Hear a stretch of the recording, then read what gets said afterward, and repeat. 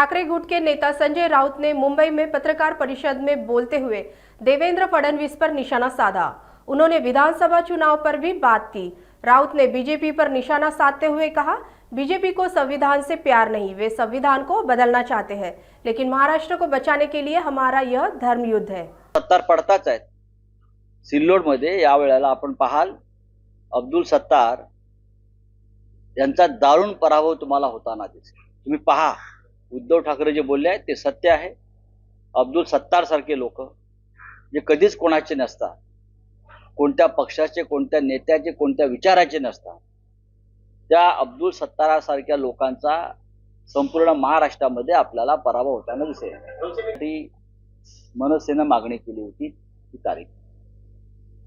आमचं असं म्हणणं होतं की हिंदू हृदय सम्राट बाळासाहेब ठाकरे यांचा स्मृतिदिन त्या दिवशी आहे। लाखो लोक त्या ठिकाणी येतील, संध्याकाळपर्यंत त्यांची वर्दळ असेल, त्याच्यामुळे तिथे संध्याकाळच्या सभेची परवानगी आम्हाला मिळाली,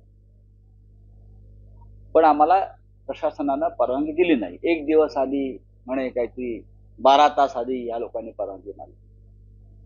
त्याच्यामुळे आम्ही बाळासाहेबांचा स्मृतिदिन आहे, वाद नको, आम्ही बीकेसी मध्ये आमच्या सभेची तयारी सुरू केली आणि आमची सभा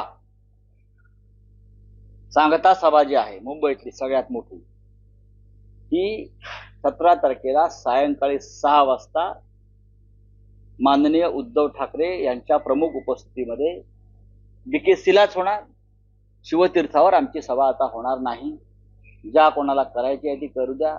सभा का रद्द झाली मला माहित नाही। कोणीतरी असं मला सांगितलं की मनसे प्रमुखांची प्रकृती बिघडलेली आहे, त्यांची प्रकृती बिघडल्यामुळे ते सभा घेणार नाहीत। मी त्यांच्या प्रकृतीला आराम पडावा अशी ईश्वराकडे